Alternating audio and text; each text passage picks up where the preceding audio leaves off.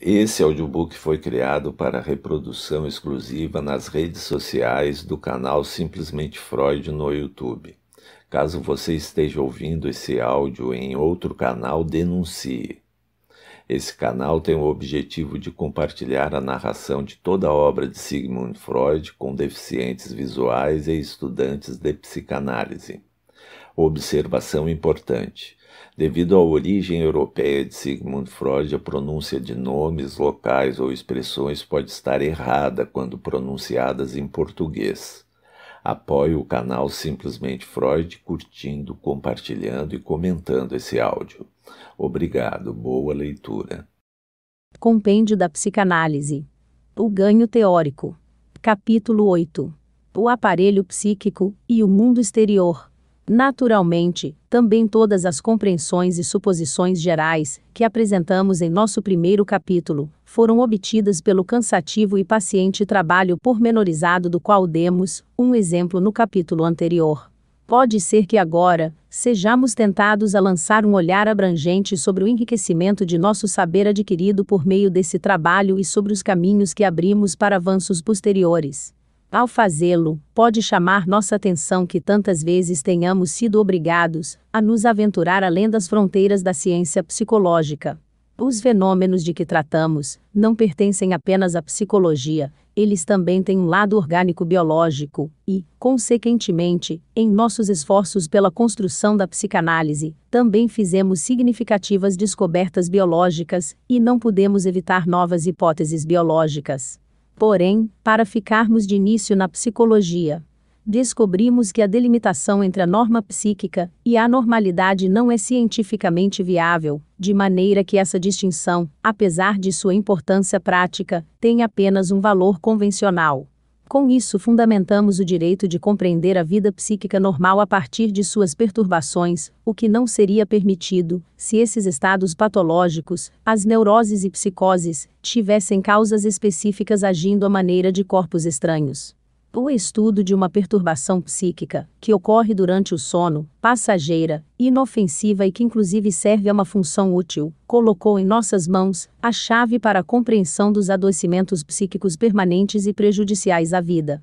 E agora nos atrevemos a afirmar que a psicologia da consciência não estava mais bem capacitada para compreender a função psíquica normal do que para compreender o sonho. Os dados da autopercepção consciente, os únicos que estavam à sua disposição, mostraram-se por toda parte insuficientes para compreender a abundância e o emaranhado dos processos psíquicos, revelar seus nexos e assim descobrir as condições de suas perturbações. Nossa hipótese de um aparelho psíquico dotado de extensão espacial, composto de maneira conveniente e desenvolvido pelas necessidades da vida, aparelho que apenas num ponto determinado, e sob certas condições dá origem aos fenômenos da consciência, nos colocou em condições de construir a psicologia sobre uma base análoga de qualquer outra ciência da natureza, como por exemplo a física. Tanto nesta quanto naquela, a tarefa consiste em descobrir outras coisas por trás das propriedades, qualidades, do objeto de investigação dadas diretamente à nossa percepção, coisas que são mais independentes da receptividade específica de nossos órgãos sensoriais e mais próximas do estado de coisas real suposto. Não esperamos poder alcançar esse estado em si mesmo, pois vemos que todas as coisas novas, que deduzimos precisam ser retraduzidas para a língua de nossas percepções, da qual definitivamente não podemos nos libertar. Mas essa é precisamente a natureza e a limitação de nossa ciência. É como se disséssemos na física. Se pudéssemos ver com uma determinada nitidez, descobriríamos que o corpo aparentemente sólido consiste de partículas com determinada forma, tamanho e posição em relação às outras. Entretanto, tentamos aumentar ao máximo a eficiência de nossos órgãos sensoriais por meio de recursos artificiais, mas pode-se esperar que todos esses esforços nada mudem no resultado final. O real sempre permanecerá incognoscível. O ganho trazido à luz pelo trabalho científico com nossas percepções sensoriais primárias consistirá na compreensão de nexos e dependências existentes no mundo exterior. que podem ser reproduzidos ou refletidos confiavelmente de alguma maneira no mundo interior de nosso pensamento, e cujo conhecimento nos capacita a compreender algo no mundo exterior, antecipá-lo e possivelmente modificá-lo. Na psicanálise, procedemos de modo muito parecido. Encontramos os meios técnicos para preencher as lacunas de nossos fenômenos de consciência, meios dos quais nos servimos, portanto, como os físicos se servem do experimento. Por esse caminho, deduzimos alguns processos que em si mesmos são incognoscíveis, os intercalamos entre aqueles que nos são conscientes, e quando dizemos, por exemplo, aqui interveio uma lembrança inconsciente, isso significa: aqui aconteceu algo inteiramente incompreensível para nós, mas que se tivesse vindo à nossa consciência somente, poderia ter sido descrito de tal e tal maneira, com que direito, e com que grau de certeza, efetuamos tais deduções e interpolações. Eis uma questão naturalmente sujeita a crítica em cada caso particular, e não se pode negar que a decisão muitas vezes apresenta grandes dificuldades, que ganham expressão na falta de consenso entre os analistas. Cabe responsabilizar por isso a novidade da tarefa, ou seja, a falta de treinamento, mas também um fator especial inerente ao objeto, visto que na psicologia, nem sempre se trata, como na física, de coisas que apenas podem despertar um frio interesse científico. Assim, não causará grande surpresa que uma analista que não esteja suficientemente convencida da intensidade de seu próprio desejo de um pênis, também não aprecie devidamente esse fator em seus pacientes. Mas tais fontes de erro oriundas da equação pessoal não significam muito no final das contas. Quando se lê antigos manuais de microscopia, fica-se sabendo com espanto como eram extraordinárias as exigências feitas naquela época, quando ainda se tratava de uma técnica nova, a personalidade de quem fizesse observações por esse instrumento, enquanto hoje nada mais se fala de tudo isso. Não podemos nos colocar a tarefa de esboçar aqui um quadro completo do aparelho psíquico e de suas atividades. Também nos atrapalha a circunstância de que a psicanálise ainda não teve tempo de estudar todas as funções de maneira uniforme. Por isso nos contentamos com uma repetição minuciosa dos dados de nosso capítulo introdutório. O cerne de nosso ser é formado, portanto, pelo obscuro isso, que não se relaciona diretamente com o mundo exterior, e que também só se torna acessível ao nosso conhecimento pela mediação de outra instância. Nesse isso agem os impulsos orgânicos, eles próprios compostos de misturas de duas forças primordiais, eros e destruição, em proporções variáveis e diferenciados entre si por sua relação com os órgãos ou sistemas orgânicos. A única aspiração desses impulsos é a satisfação esperada de determinadas modificações nos órgãos com a ajuda de objetos do mundo exterior. Porém, a satisfação dos impulsos imediata, e sem considerações, tal como exigida pelo isso, levaria com bastante frequência a conflitos perigosos com o mundo exterior, e à ruína. O isso não conhece qualquer cuidado com o asseguramento da continuidade, qualquer medo, ou, talvez dizendo de maneira mais exata, ele pode, é verdade, desenvolver os elementos sensíveis do medo, mas não pode utilizá-los. Os processos que são possíveis nos, e entre os elementos psíquicos supostos no isso, processo primário, se distinguem amplamente daqueles que conhecemos por meio da percepção consciente em nossa vida intelectual e emocional, tampouco valem para eles as restrições críticas da lógica, que rejeita e pretende anular como ilícita uma parte desses processos. O isso, cortado do mundo exterior, tem seu próprio mundo perceptivo.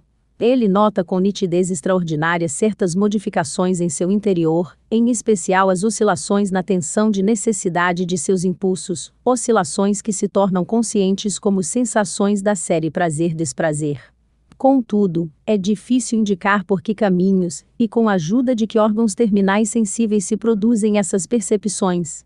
Mas é certo que as autopercepções, senestesias e sensações de prazer-desprazer, dominam os fluxos no isso com violência despótica.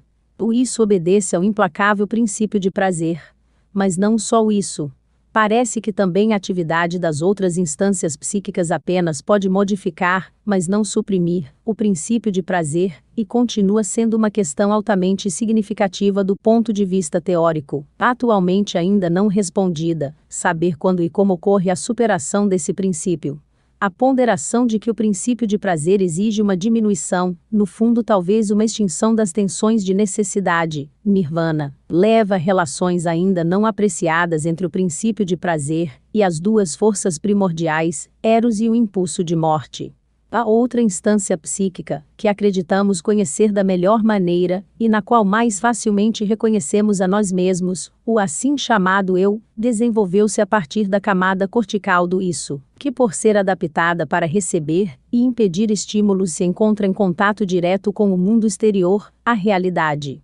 A partir da percepção consciente, essa instância submeteu a sua influência distritos sempre maiores e camadas sempre mais profundas do isso, e mostra, na dependência que conservou do mundo exterior, o carimbo indelével de sua origem.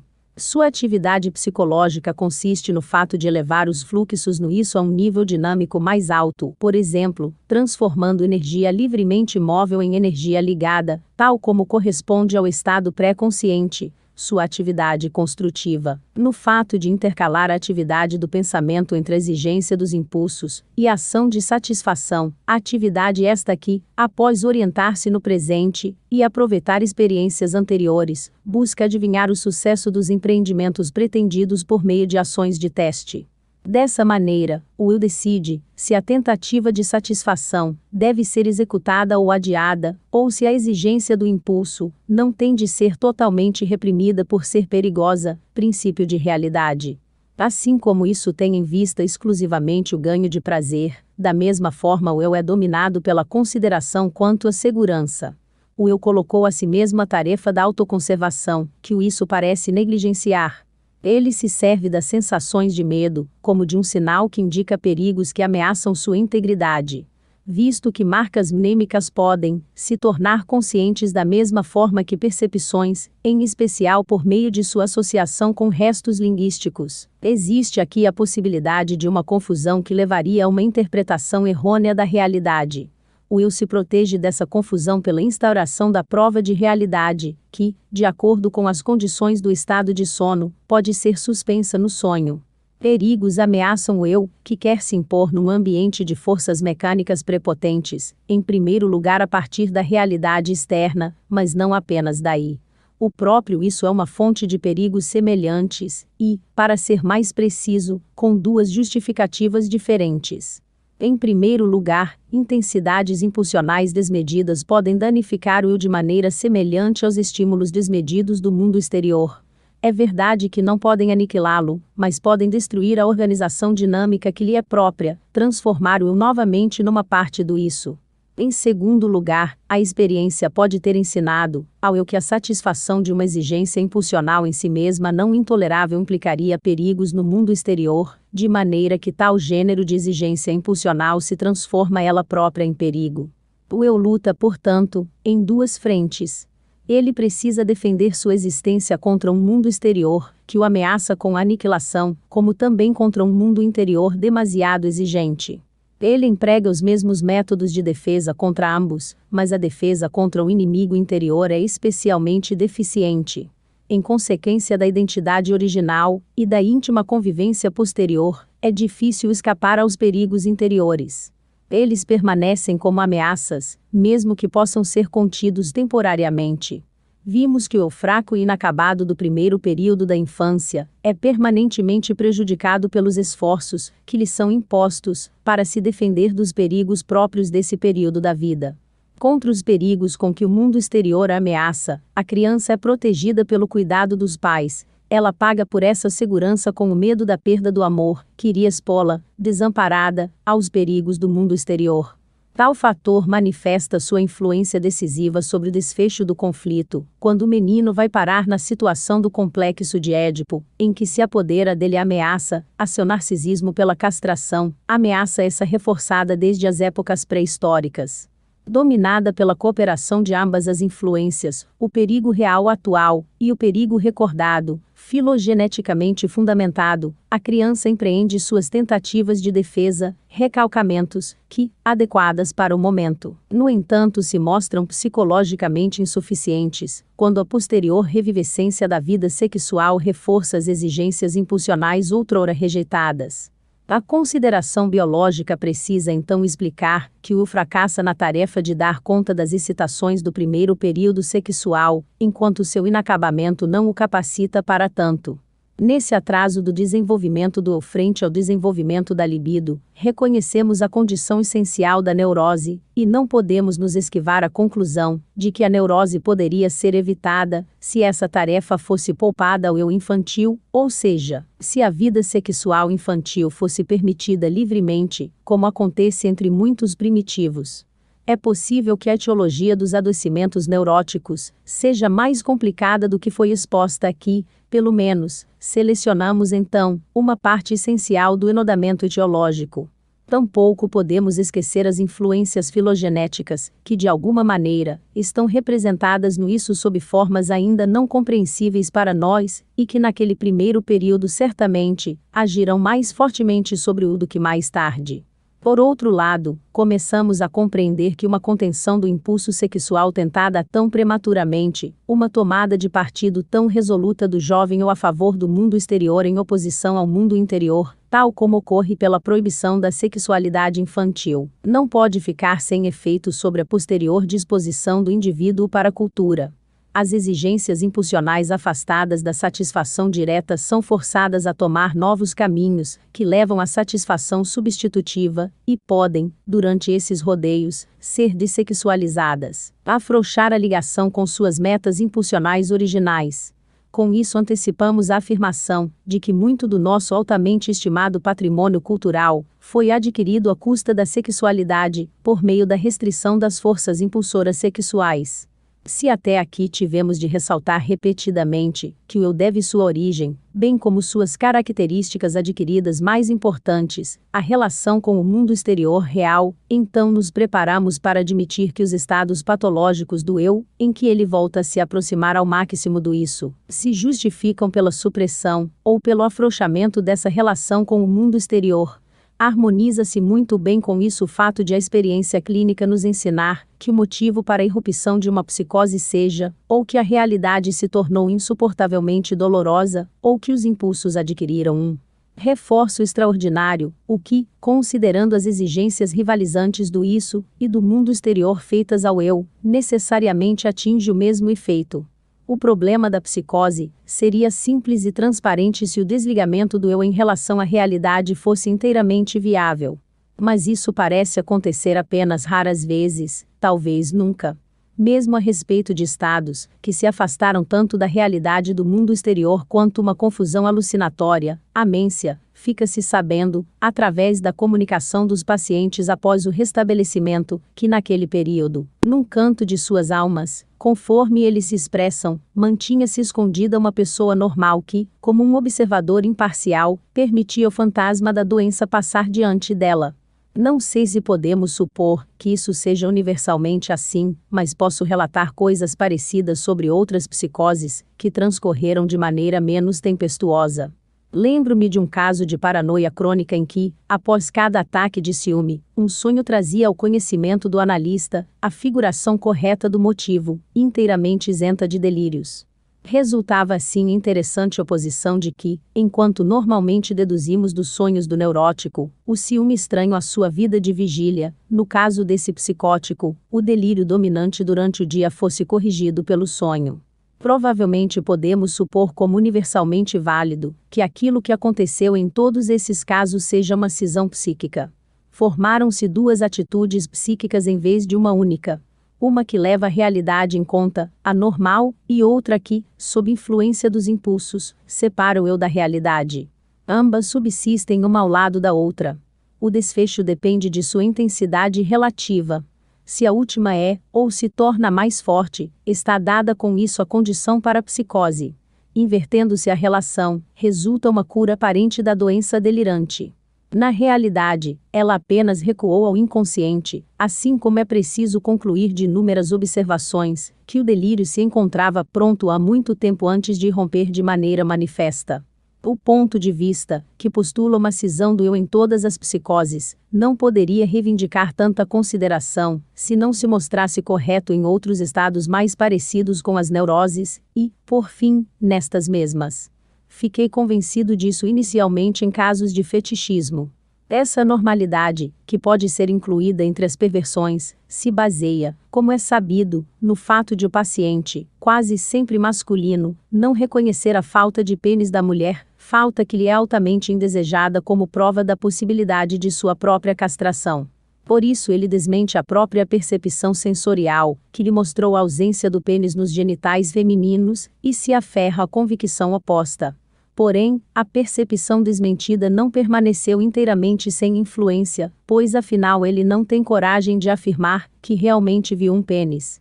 Mas ele apanha alguma outra coisa, uma parte do corpo, ou um objeto, e lhe atribui o papel do pênis, do qual não quer sentir falta. Na maioria das vezes, trata-se de algo que ele realmente viu na ocasião em que enxergou os genitais femininos, ou de algo que se presta para ser um substituto simbólico do pênis. Ora, seria impróprio chamar de cisão do eu esse processo que ocorre na formação do fetiche. Trata-se de uma formação de compromisso com a ajuda de deslocamento, tal como conhecemos a partir do sonho. Mas nossas observações nos mostram ainda mais. A criação do fetiche resultou, afinal, da intenção de destruir a prova da possibilidade da castração, de maneira que se possa escapar ao medo da castração. Se a mulher possui um pênis, como outros seres vivos, não é preciso temer pela posse permanente do próprio pênis. Ora, encontramos fetichistas que desenvolveram o mesmo medo da castração que os não fetichistas e reagem a ele da mesma maneira. Portanto, em seu comportamento se expressam dois pressupostos contrários ao mesmo tempo. Por um lado, eles desmentem o fato de sua percepção, a saber, que não viram um pênis nos genitais femininos. Por outro lado, reconhecem a falta de pênis da mulher e extraem dela as conclusões corretas. As duas atitudes coexistem ao longo de toda a vida, sem se influenciarem mutuamente. É o que se pode chamar de uma cisão do eu. Esse estado de coisas também nos permite compreender que com tanta frequência, o fetichismo se desenvolva apenas parcialmente. Ele não domina a escolha de objeto de maneira exclusiva, mas deixa espaço para uma proporção mais ou menos grande de comportamento sexual normal, algumas vezes até mesmo, se recolhe a um papel modesto, ou a uma mera alusão. Assim, a separação do eu em relação à realidade do mundo exterior jamais é inteiramente bem-sucedida para os fetichistas. Não é lícito acreditar que o fetichismo represente um caso de exceção, no que se refere à cisão do eu, ele é apenas um objeto de estudo especialmente favorável para tanto.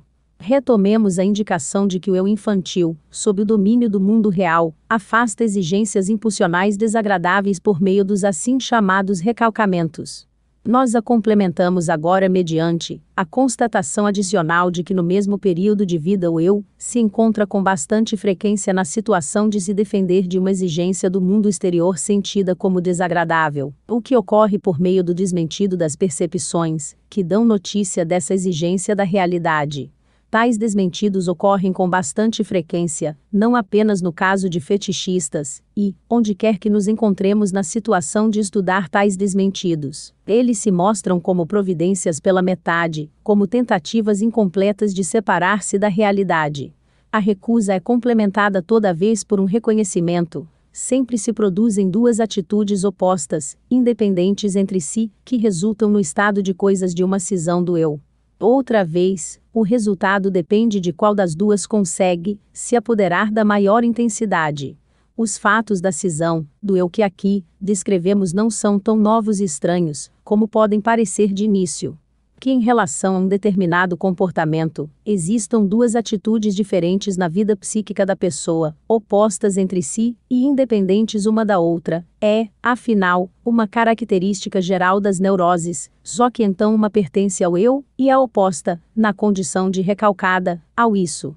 A diferença entre os dois casos é no essencial uma diferença tópica ou estrutural, e nem sempre é fácil decidir com qual das duas possibilidades se está lidando no caso individual.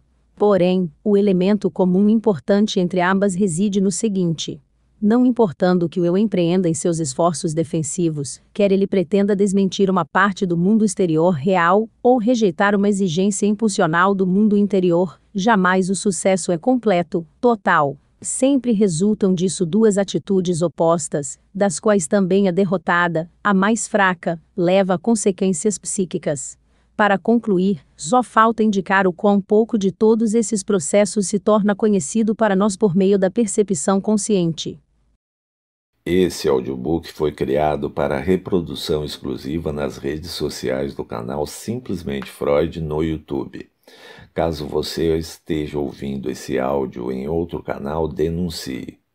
Esse canal tem o objetivo de compartilhar a narração de toda a obra de Sigmund Freud com deficientes visuais e estudantes de psicanálise. Apoie o canal Simplesmente Freud curtindo, compartilhando e comentando esse áudio. Obrigado. Fim desse texto.